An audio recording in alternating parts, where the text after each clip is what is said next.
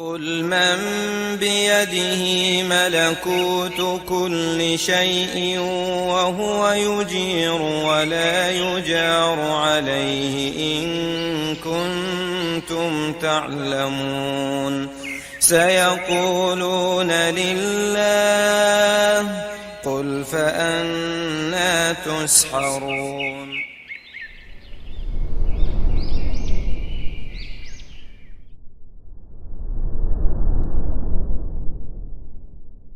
Assalamualaikum warahmatullahi wabarakatuh.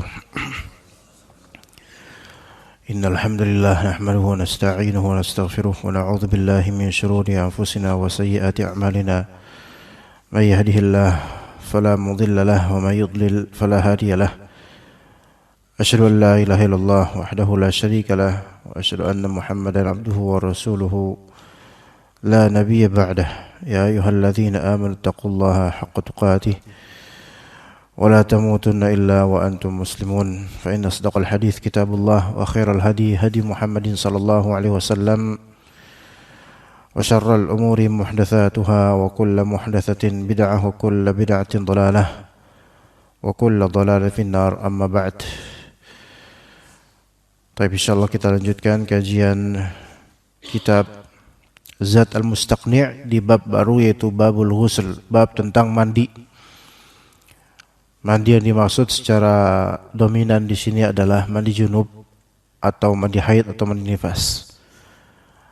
Dan penulis rahimahullah yaitu Syekh Musa Al-Hajjawi rahimahullah, beliau mengawali pembahasan al-ghusl atau mandi ini dengan sebab atau faktor yang mewajibkan seseorang untuk mandi. Dan faktor yang paling awal yang disebutkan oleh beliau adalah khurujul mani, yaitu keluarnya air mani. Kita, yaitu semua dari kaum muslimin, laki maupun perempuan, sangat membutuhkan, terutama laki-laki, sangat membutuhkan fikih ini. Dengan tidak sedikitnya dari muslim tidak menguasai fikih tentang mandi junub atau penyebab mandi junub, yaitu tentang keluarnya air mani, dan kurang bisa membedakan antara mani dan madhi, juga bahkan tidak membedakan antara madhi dengan air kencing, yang mana semua itu kerap kali, terutama air kencing, itu keluar dari kemaluannya. Maka penting sekali untuk kita mempelajari hal ini. Pun kalau kita sudah memahami sebelumnya, maka pasti ada beberapa hal yang baru, tambahan dari dalil atau hukum atau informasi mengenai fikih yang insyaallah bisa kita raih dan itu bermanfaat biidznillah ta'ala.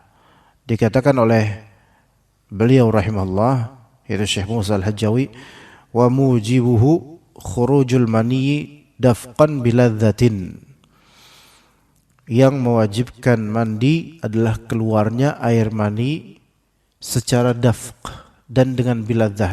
Secara dafq, yaitu dafq adalah muncrat, mimma'in dafiq, khuliqa mimma'in dafiq, yaitu tercipta dari air yang keluarnya bersifat muncrat. Biladzatin, dengan lezat, dengan kelezatan yang dirasakan oleh orang yang mengeluarkan maninya. La bidunihima min ghairi naim. Tidak wajib untuk mandi jika tidak ada dua syarat tersebut, yaitu muncrat dan lezat, untuk orang yang tidak tidur. Maksudnya orang yang terjaga. Dalam mazhab Hanbali harus disyaratkan keluar air mani dengan muncrat dan lezat, baru wajib mandi junub. Mafhum dari sini adalah, yang dipahami dari sini adalah, kalau dia tidur kemudian pas terbangun ada air mani, baik dia merasakan keluar air mani atau tidak merasakan atau tidak lezat, maka dia merasakan keluar air mani tanpa kelezatan, maka tetap wajib mandi junub. Nanti insyaallah kita berikan rinciannya insyaallah. Juga wa idin taqala walam yakhruj ughtusila lahu. Jika terjadi intiqal, yaitu perpindahan air mani dia rasakan di kemaluannya dan tidak sampai keluar, dalam mazhab di sini disebutkan wajib mandi. Ya, tapi nanti insyaallah kita pilih pendapat yang tidak seperti itu. Jadi dalam mazhab di sini kalau terjadi intiqal itu perpindahan air mani dan kita rasakan di kemaluan kita, perpindahan masih di dalam, tidak sampai keluar, tapi terasa di kita ada perpindahan dan itu mungkin. Ughtusilalahu, maka wajib mandi, tapi pendapat yang lebih sahih adalah sebaliknya. Fa in kharaja ba'dahu lam yu'idhu. Nah, ini bagi mazhab ini. Jika terjadi perpindahan dalam kemaluan, terasa air mani berpindah dan tidak sampai keluar, itu kan dalam mazhab mandi. Taib. Dia mandi. Selesai mandi, ya, cairan maninya keluar. Nah, itu mungkin terjadi, cairan maninya keluar. Jadi ini pengeluaran yang tertahan. Sudah berpindah, terasa, maka dalam mazhab wajib mandi. Nah, kalau setelah mandi baru keluar itu mani, maka lam yu'idhu, dia tidak mengulang mandinya. Ya, nanti insyaallah kita rincikan. Wa taghibu hasyafatin asliyatin fi farjin asliyin. Dan taghibu hasyafah asliyah. Dan taghibul hasyafah, taghib yaitu masukkan di sini sampai enggak kelihatan. Hasyafah asliyah, hasyafah kepala zakar yang sifatnya original, asli kepala zakarnya. Fi farjin asliyin, di farji yang asli, ya, di farji yang asli atau farj yaitu kemaluan yang original. Qubulan kana au dubran, baik itu kemaluan depan, masuknya ke kemaluan depan atau ke nauzubillah min dzalik, ke belakang.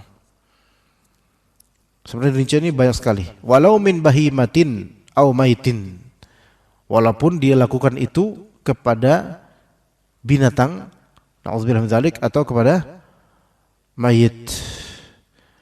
Wa Islam yang kafir mungkin ini enggak cukup waktunya nanti. Jadi kita sampai sini aja. Tapi kita rinci mulai insyaallah di masalah yang paling awal tadi, mujibuhu khurujul mani dafqan biladzatin.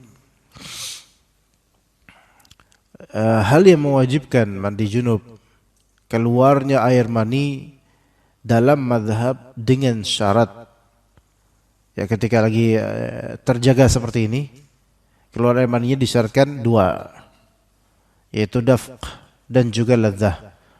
Dafq sebagaimana kata Allah Azza wa Jalla, khuliqa mimma indafiq, manusia diciptakan dari air mani yang bersifat muncrat, ya, bersifat muncrat. Kemudian syarat kedua dengan kelezatan. Maka mafhum dari kalimat ini adalah wajib mandi junub, ya, bukan mafhum dari hadis, ya, wajib mandi junub selama ketika lagi terjaga dengan syarat apa? Ada sisi muncratnya keluar itu, ya, dan juga ada sisi kelezatan. Dalam mazhab Syafi'i, syarat ini tidak dikenal. Ya, syarat ini tidak dikenal. Mazhab Syafi'i memegang pendapat zahir dari hadis Nabi sallallahu alaihi wasallam, hadis riwayat Muslim, al-ma'u minal ma'. Al-ma'u minal ma'. Maka air disebabkan oleh air. Air disebabkan oleh air. Air yang pertama adalah air mani junub. Air yang kedua adalah air mani. Jadi air untuk mandi junub kita gunakan disebabkan karena kita junub, yaitu keluar air mani. Ibrahnya, wajibnya mandi junub adalah karena keluarnya air mani, dan dalam hadis ini tidak disebutkan kriteria, melainkan yang penting keluar aja itu air mani, maka sudah wajib mandi junub. Ini dalam mazhab Syafi'i. Ini dalam madhab Syafi'i. Jadi bagi madhab Syafi'i, khurujul mani mutlaqan mujibun lil ghusli hatta walau biduni syahwatin wa bi ayyi sababin kharaja. Bahwa keluarnya air mani secara mutlak itu mewajibkan mandi junub walaupun keluarnya tanpa syahwat dan dengan sebab apapun keluarnya air mani tersebut. Karena mengikuti keumuman hadis Nabi SAW, al-ma'u minal ma'. Air untuk mandi junub itu kita gunakan disebabkan keluarnya air. Dan air di sini tanpa kriteria khusus. Pokoknya air mani lah gitu. Nah, adapun jumhur ulama disebutkan oleh Ibnu Qudamah dalam Al-Mughni bahwasanya jumhur ulama mensyaratkan wajibnya mandi dengan apa? Keluarnya air mani itu dengan muncrat dan dengan kelezatan. Ya. Namun sebagian ulama tidak mensyaratkan muncrat karena masalah muncrat atau tidak itu beda-beda antar orang. Tapi mensyaratkan kelezatan. Nah, mafhum dari mazhab ini yaitu dari perkataan ulama yang kebanyakan ulama bahwasanya orang yang terjaga, maksudnya bukan tidur, jika keluar air mani dia tanpa muncrat ya, dan tanpa kelezatan, tapi keluar gitu aja, maka tidak diwajibkan mandi junub. Ini pendapat kebanyakan ulama ya, atau sebagian dari ulama. Nah, sekarang bagaimana untuk kitanya? Dan ini semoga ini pendapat yang lebih sahih mudah-mudahan. Ya, ini kalau misal kita mendapatkan gejolak syahwat, kemudian keluar qadarullah keluar air yang bukan madhi. Bedakan dengan madhi. Madhi itu betul itu najis. Beda dengan mani. Mani itu tidak najis, madhi itu najis. Mani itu keluar biasanya muncrat, madhi itu tidak, melainkan kadang tidak disadari. Kemudian mani itu lebih tebal, sementara madhi itu dia tipis, agak lengket tapi tipis.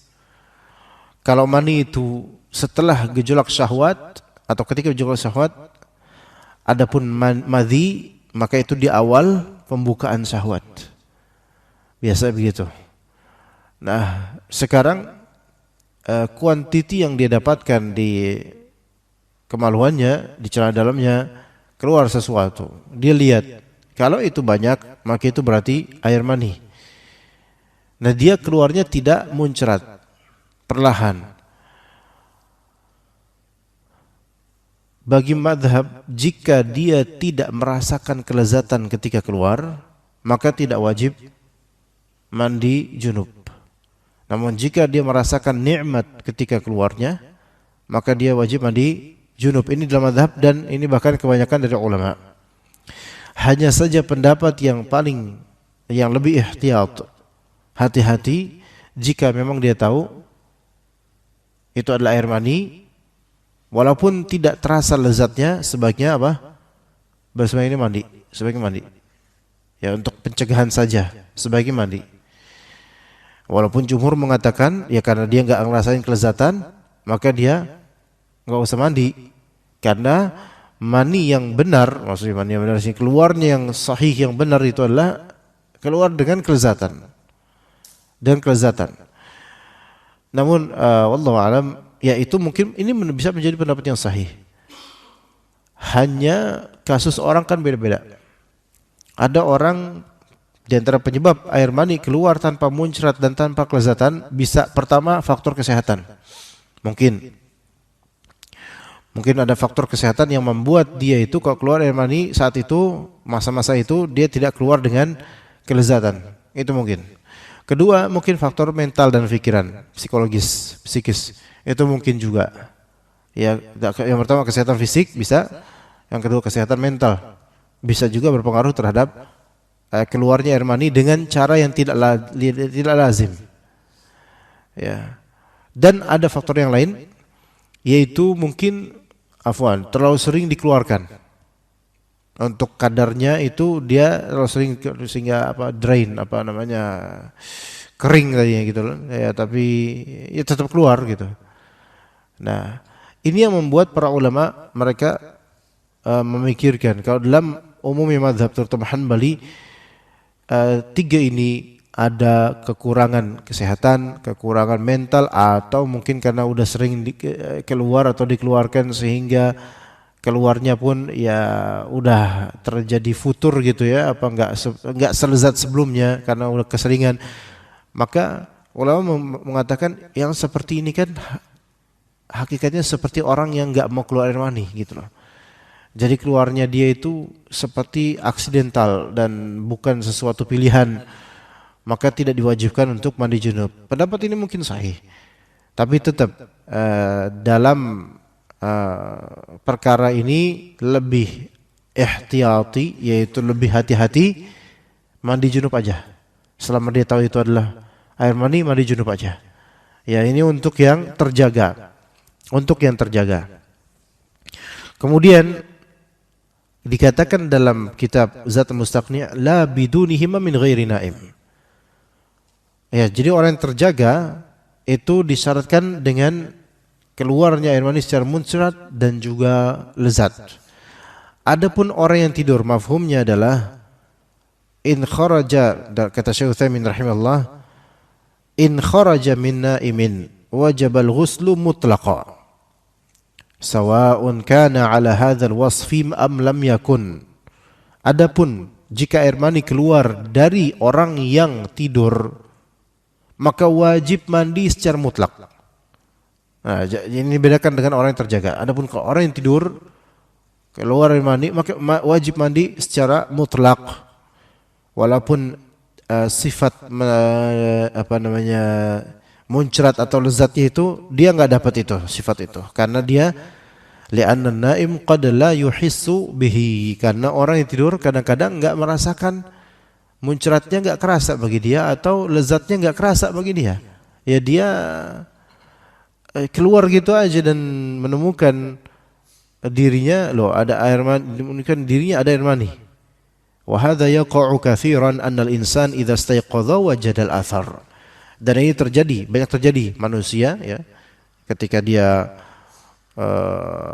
bangun tidur dia mendapatkan efek itu, dia mendapatkan air mani pada kemaluannya, wala yash'uru bil ihtilam, dan dia enggak merasa tadi mimpi basah, enggak ngerasa mimpi basah. Dalilnya apa di sini? Dalilnya hadis Ummu Sulaim radhiyallahu anha. Ummu Sulaim pernah bertanya kepada Nabi SAW, anil mar'ati tara fi manamiha ma yara rajul fi manamih. Ya, perempuan melihat di tidurnya, di mimpinya itu apa yang laki-laki juga melihatnya. Hal 'alaiha ghusl, apakah wajib atas perempuan ini untuk mandi junub? Maka kata Nabi SAW, na'am idza hiya ra'atil ma'. Iya, dia wajib mandi junub jika dia melihat adanya air yang di kemaluannya, ada maksudnya al-madhi, air mani. Dan ini menunjukkan bahwasanya perempuan itu juga mungkin keluar air maninya. Keluar di sini maksudnya keluar dari kemaluannya dan terasa atau tampak di celana dalamnya. Itu mungkin. Ini menunjukkan itu mungkin. Itu pertama. Dan kemudian hal lainnya, bedakan antara klimaks dengan keluarnya air mani. Klimaks dengan keluarnya air mani bagi perempuan. Perempuan merasakan keluarnya air mani itu suatu hal sendiri, dan merasakan klimaks itu hal sendiri. Artinya boleh jadi seorang perempuan dia merasakan klimaks, namun dia tidak keluar air mani secara zahir. Ya, dia merasakan klimaks misalnya, dan dia tidak keluar air mani secara zahir. Jika memang itu terjadi, dia terasa lezat sekali, dia menikmati, bukan menikmati jima', menikmati suatu fantasi atau semisalnya, dia menikmati itu sampai ini afwan banget ini, sampai dia merasakan lemas atau terlalu nyaman dan merasakan hal-hal yang sensasional, namun dia tidak melihat adanya air mani. Dia tidak melihat adanya air mani di kemaluannya. Maka wallahu alam yang seperti ini tidak apa? Yang sahih adalah tidak mandi junub. tidak mandi junub. Taib, kalau misalnya dia tidur dan dia mendapatkan air mani di kemaluannya keluar, maka wajib atasnya untuk mandi dan tidak disyaratkan air maninya harus kerasa nikmatlah atau gimana, enggak. Karena orang yang tertidur, orang tidur itu hukumnya berbeda dengan orang yang terjaga dalam hal ini. Taib, di sini dia menemukan baik laki atau perempuan ketika istaiqadz, ketika bangun tidur dimanapun itu, di masjid atau di kamar, dimanapun, wajadal ma, melihat air mani di kemaluannya, sawaun ahassa bi khurujihi am lam yuhis, baik dia merasakan keluarnya air mani itu ketika keluar atau dia enggak ngerasain. Wa sawaun ra'a annahu ihtalam aw lam yara, baik dia mana saya tadi mimpi basah, atau dia mungkin dia tidak merasa dia tadi mimpi basah. Li'anna an-naima qad yansa, karena orang yang tidur kadang-kadang lupa. Orang yang tidur kadang-kadang lupa bahwasanya tadi dia bahwasanya tadi dia mimpi basah. Itu boleh jadi lupa, boleh jadi hilang memori itu. Kadang-kadang kita itu mimpi apa, pas lagi mimpi udah berazam, pokoknya gue nggak bakal lupa. Pas bangun hilang memorinya, mimpi apa tadi mimpi apa enggak ya, saya malah hilang. Itu bisa terjadi. Tapi ibrahnya kalau untuk orang tidur adalah dia keluar atau enggak tuh air mani. Kalaupun dia mimpi hal yang potensial junub, kemudian pas bangun dia enggak melihat ada air mani, maka dia tidak wajib mandi junub. Ya, laki-laki terutama. Ketika tidur, misalnya mungkin dia safar atau apa karena udah agak lama tidak bersentuhan dengan istrinya misalnya, kemudian dia merasakan mimpi yang melazimkan mimpi basah misalnya, dan dia menikmati itu, bahkan dia merasa bahwa saya mimpi basah dan ini gitu kan, terjadilah yang terjadi di mimpinya, dan dia dapatkan ketika dia terbangun dia sedang memegang kemaluannya misalnya, tapi dia tidak mendapatkan air mani. Tapi ini jawabannya gimana? Wajib nggak mandi junub? Wajib nggak ikhwan? Nggak wajib? Nggak wajib. Kenapa? Karena ibrahnya adalah keluarnya air mani, bukan rasa di mimpi. Ya, bukan rasa di mimpi. Karena Nabi SAW mengatakan innamal ma' minal ma', sesungguhnya air mani itu air mandi junub disebabkan keluarnya air mani. Juga hadis Ummu Sulaim, iya, na'am idza ra'atil ma', iya, mandi junublah jika dia melihat air. Jadi ibrahnya dia melihat air atau tidak, bukan dia melihat di mimpinya sesuatu. Ya begitu. Taib. Kemudian kata Syekh Utsaimin di sini rahimahullah, fa idza istayqadha wa wajada balalan, kalau misalnya seseorang bangun tidur lalu dia mendapatkan basahan di kemaluan atau celana dalamnya, dia mendapatkan basahan, balal itu basah, fala yakhruju min thalathi halat, maka tidak keluar kasus ini dari tiga kemungkinan kan. Jadi dia bangun tidur, dia mendapatkan balal, ada balal itu sesuatu yang basah di kemaluannya atau di celana dalamnya, maka ada tiga posibilitas. Yang pertama, an yatayaqqana annahu mujibun lil ghusl, dia yakin basahan ini adalah yang mewajibkan mandi, dia yakin ini adalah air mani, dia yakin banget karena dia tahu ini air mani, atau mungkin tadi dia mimpi basah, dia tahu banget ini air mani, maka yang seperti ini wajib untuk mandi junub, baik dia ingat tadi mimpi atau dia lupa. Ya, jadi kasus pertama, dia yakin ini adalah air mani. Dia yakin ini adalah air mani. Kalau dia yakin ini adalah air mani dan itu di kemaluannya dan atau di celana dalamnya atau semisal itu, maka dalam keadaan seperti ini wajib untuk mandi. Baik dia ingat tadi mimpi basah atau dia enggak ingat mimpi apa tadi, maka tetap wajib mandi karena ibrahnya adalah di keluarnya air mani. Ini kaidah. dan dia menemukan basahan tersebut di kemaluannya atau celana dalamnya atau area sekitar itu. Kalau dia nggak pakai celana dalam, mungkin di celananya dia kali ada basah gitu dan dia tahu ini air mani, ini bahasan air mani, maka wajib mandi. Itu yang pertama. Yang kedua, an yatayaqqana annahu laisa bimani. Dia yakin itu bukan mani. Beda, kontras dengan yang pertama. Yang pertama dia yakin itu adalah air mani, maka dia wajib mandi walaupun tadi enggak merasa mimpi, tapi pokoknya dia menemukan itu air mani dan itu di area sekitar kemaluannya. Gitu. Bagaimana kalau ini yang pertama? Bagaimana sebaliknya? Di area sekitar kemaluannya ada basahan, tapi dia yakin ini bukan air mani. Yakin ini bukan air mani. Ya. Apa dong kalau bukan air mani? Bisa aja air madhi, wadi. Bisa aja air wadi, ya. Apa itu wadi? Nah itu masalahnya. Apa itu wadi? Dia yakin ini bukan mani, karena air mani itu nggak sedikit ini. Air mani itu gumpal atau banyak kuantitinya, tapi ini cuma sedikit, dua uprit atau apalah gitu di celana dalamnya. Ini basahan apa ya ini? Maka ini posibilitas besar adalah air apa? Air wadi. Air wadi itu adalah air yang keluar di beberapa kondisi. Pertama, yaitu setelah dia kecapean mengangkat barang tertentu yang berat gitu, barang berat gitu. Ya setelah dia, jadi karena mungkin keberatan dan mungkin ngeden atau gimana, maka setelah itu futurnya badan, capeknya badan itu melazimkan keluarnya sedikit dari air ini, wadi namanya. Air wadi karena kecapean badan. Nah ini hukumnya najis, tidak mandi junub karena bukan junub, dan dia wajib wudu aja dan membersihkan bagian yang terkena air wadi ini. Wadi ya, wadi bukan madhi.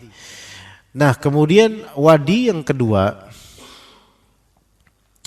yaitu yang keluar sekian jenak setelah selesai kencing. Selesai kencing, ingat ini bukan kencing berantai, bukan. Ini memang selesai kencing udah antum merasa tuntas, tapi setelah udah selesai itu kadang apa ya? Ada keluar gitu loh. Kita udah cebok udah. Bahkan kita udah masuk masjid atau gimana. Tapi keluar gitu. Just 2 atau berapa gitu. Loh, ini kok masih ada keluar. Itu mungkin bukan air baul, bukan air kencing, tapi dia sehukum dengan air kencing.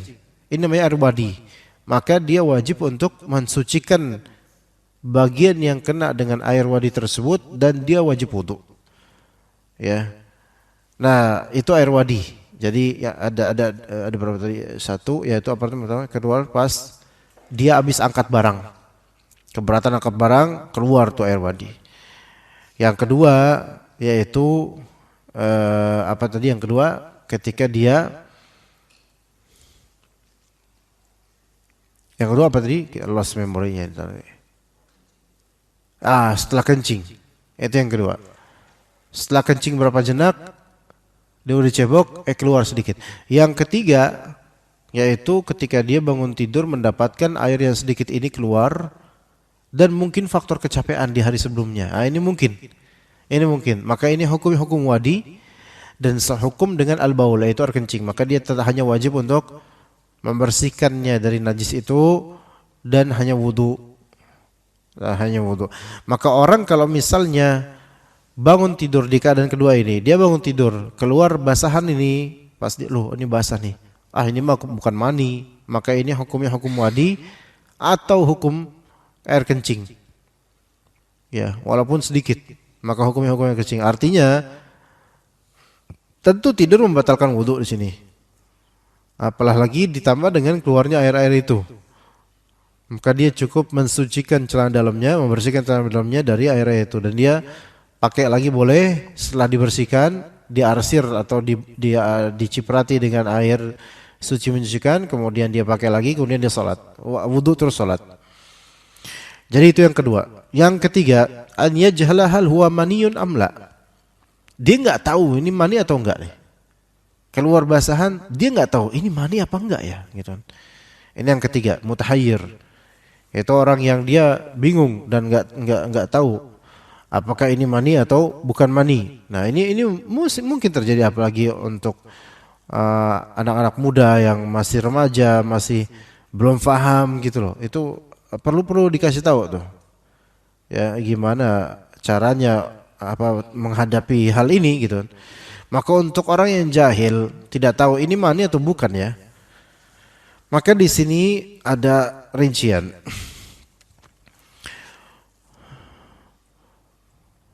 Fa in wujida ma yuhalu alaihi al-hukmu bi kaunihi maniyan aw madhiyan uhila al-hukmu alaihi. Kalau misalnya ditemukan konteks hukum bahwasanya ini mani atau madhi, maka hukum berlaku untuk mani dan madhi. Jadi kasus ketiga gimana? Dia mendapatkan setelah bangun tidur dia loh, waduh basah nih. Tapi ini mani atau madhi ya? Kok nanggung kalau mani enggak sebanyak biasanya. Tapi kalau bukan mani kok enggak sedikit ya, agak banyak gitu. Ini apa ya? Nah, ini mungkin bingung. Ya, ada beberapa orang yang mungkin faktor kesehatan juga atau faktor mental atau karena sering keluarnya air mani. Jadi keluarnya maninya itu dia itu bukan keluar yang apa ya? Kan air mani yang sehat itu lebih apa ya? Lebih kental atau ya semisal itulah, enggak usah dijabarkan lebih ini. Al-muhim, air maninya ini seperti keluar kok lebih cair gitu loh, lebih cair dan tidak banyak gitu. Kalau dibilang bukan mani tapi ini lumayan, karena air wadi itu atau madhi itu nggak banyak ikhwan, berapa titik doang gitu kan. Tapi kalau dibilang ini air mani, kok nggak banyak juga gitu, jadi bingung dia. Maka coba di sini ketika memang itu kondisinya, jika dia menemukan qarinah atau indikasi bahwasanya tadi saya mimpi basah, tadi saya mimpi berhubungan badan misalnya dan seterusnya. Ini kan berkesinambungan antara mimpi dengan adanya keluar ini, maka ini dianggap sebagai apa? Keluar air mani.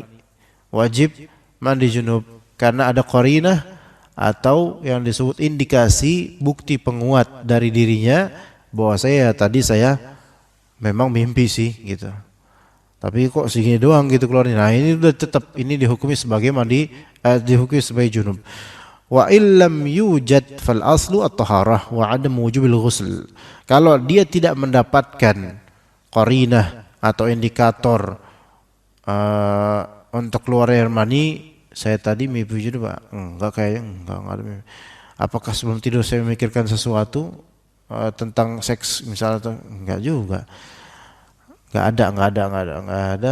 Terus nanya isi kamu tadi apa-apain saya enggak. Ya udah berarti ini kembali ke keasliannya, yaitu suci.